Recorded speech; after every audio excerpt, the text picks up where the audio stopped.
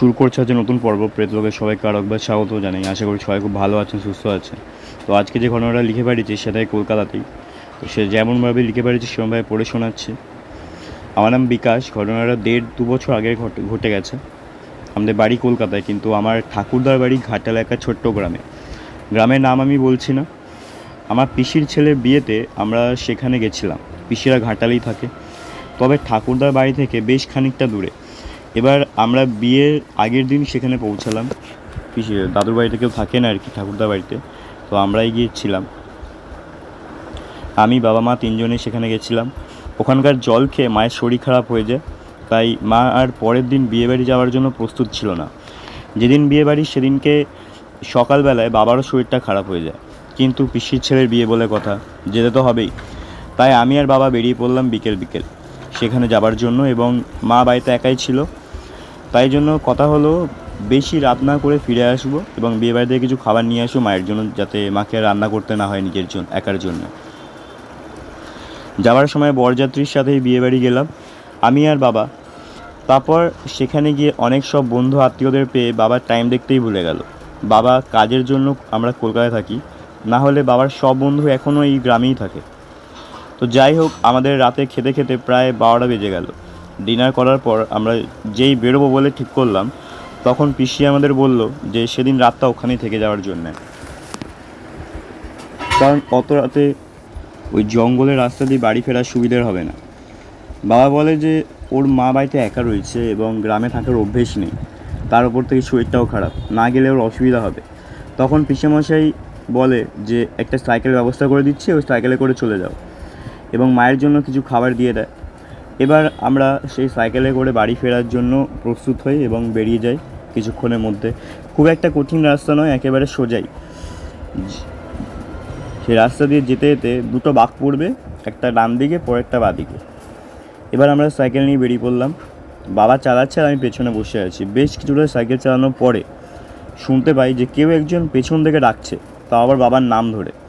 বাবা দাঁড়িয়ে পড়ে, পেছনে ঘুরে তাকাই দুজনেই, দেখি একজন আসছে সাইকেল চালিয়ে। সে আমাদের সামনে এসে দাঁড়ালো এবং বাবাকে বলল যে, কিরে, চিনতে পারছিস আমায়? বাবা প্রায় বেশ কিছুক্ষণ সেই লোকটাকে দেখার পর চিনতে পারলো এবং দুজনকে গলায় জড়িয়ে ধরলো, হাসাহাসি করলো, বললো যে কেমন আছিস। তখন আমি বুঝতে পারলাম যে লোকটা হয়তো বাবার ছোটোবেলার কোনো বন্ধু হবে। তো তারপর বাবাকে সেই লোকটা বলে যে, ভাই একটা সাহায্য করবি? বাবা জিজ্ঞেস করে যে কী হয়েছে বল। তখন বাবার সেই বন্ধুরা বলে যে, আমার ছেলেকে একটু তোর বাড়িতে নিয়ে যাবি, আজ যে রাতটা রাখতে পারবি? আমি বাড়ি ফিরে যাচ্ছিলাম, কিন্তু বিয়ে বাড়ি থেকে ফোন এলো, বলছে যে সেখানে নাকি যেতে হবে, কি দরকারি কাজ পড়ে গেছে, তাই আমাকে যেতে হবে ওখানে। তখন বাবা বলে যে হ্যাঁ নিশ্চয়ই, এতে আবার এমন কি আছে। এই বলে বাবা সেই বন্ধুর ছেলেকে সাইকেলের সামনে বসিয়ে নিল। এবার আমরা যাচ্ছি তিনজনে। রাস্তায় বাবা ওর সাথে কথা বলছিল যে নাম কি, কোন ক্লাসে পড়ো, এইসব। তখনই হঠাৎ করে সামনে দিয়ে একটা লোক দৌড়ে দৌড়ে আসছে। সে একেবারে আমাদের সাইকেলের সামনে এসে দাঁড়ালো।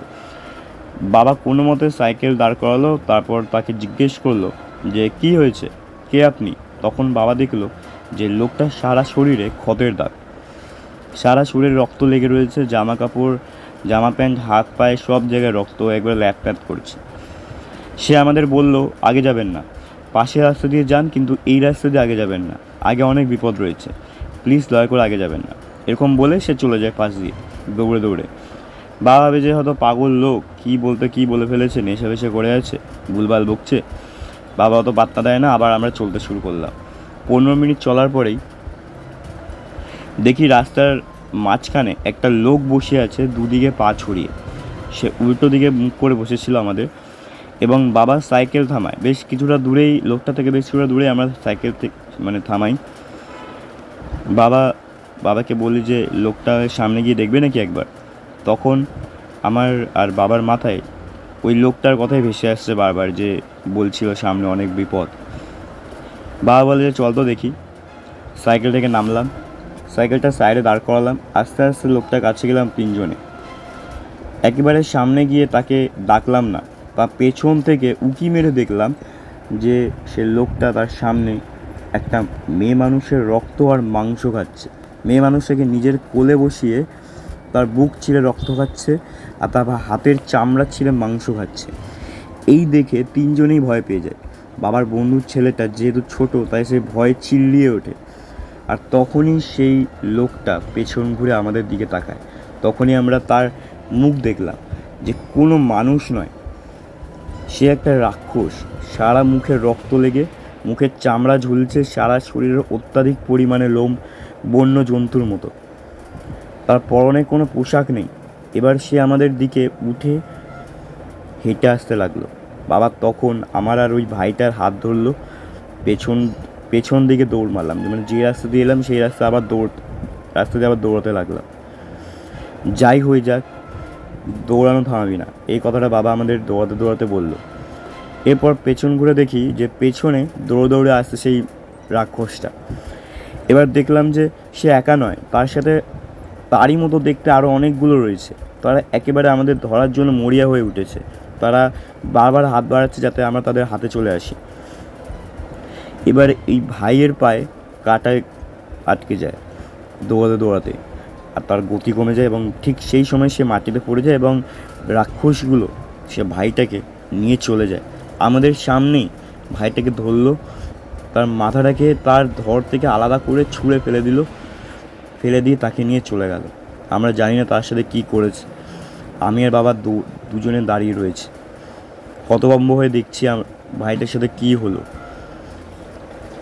তারপরে বাবা বললো যে চল, এখানে দাঁড়াচ্ছে না। এই বলে আমরা আবার দৌড়াতে শুরু করলো এবং বাড়ি চলে এলাম। বাবা বাড়িতে ঢুকেই কান্নায় ভেঙে পড়লো। মা জিজ্ঞেস হচ্ছে কী হয়েছে। আমি মাকে সব কিছু বললাম। মা শোনার পরে বাবাকে সান্ত্বনা দিচ্ছে, কিন্তু বাবার কান্না একটুও থামছে না। বাবা খালি বলছে, ছোটোবেলার বন্ধু আমাকে ভরসা করে তার ছেলেকে দিল, আর আমি তার ছেলেকে বাঁচাতে পারলাম না। এই বলে যাচ্ছে আর কান্নায় ভেঙে পড়ছে। এরকম করে সারা রাত তো আমরা ঘুমাতেই পারিনি। পরদিন সকালবেলা সেই বাবার বন্ধুরা এসেছিলো তার ছেলেকে নেওয়ার জন্য। সে আসার পর বাবা তাকে সব কিছু বলে। সব কিছু বলার পরে সে বন্ধুরা আমাদের বাড়িতেই কান্নায় ভেঙে পড়ে। সে বুঝতে পারছে না যে সে কী করবে, কিন্তু সে বাবাকে একটুও দোষ দেয়নি। কারণ হচ্ছে সে জানতো যে ওই রাস্তায় ওই সব হয়, আগে অনেকবার অনেক কারোর সাথে হয়েছে। তাই সে বাবাকে দোষ দেয়নি একটু। সে বলে যে চল পুলিশের ডায়েরি করি। যায় পুলিশে ডায়েরি করতে, কারণ সেখানে তো সে একা যেতে পারে না, সে তার নিজের ছেলেকে খুঁজতে। তাই সে পুলিশের সাহায্য নিয়ে সেখানে খুঁজতে যায়, কিন্তু কাউকেই পায় না, কারণ সে জানতো পাবে না। তারপরেও একটা আশা নিয়ে সে গেছিলো। সেখানে শুধু তার একটা ডান হাতের বুড়ো আঙুল পেয়েছে, আর কিচ্ছু না। ব্যাস, এটাই ছিল আজকের ঘটনা। আশা করি আপনাদের ভালো লাগলে লাইক, কমেন্ট, শেয়ার এবং সাবস্ক্রাইব করে দেন চ্যানেলটা।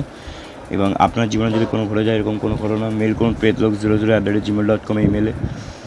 এবং চ্যানেলটা আপনার বন্ধুবান্ধব, পরিবার, পরিজন সবার সাথে শেয়ার করুন। আশা করি তাদেরও ভালো লাগলে পাশে থাকুন। দয়া করে সাবস্ক্রাইব করে দিন, চ্যানেলটাকে লাইক করে দিন। ধন্যবাদ।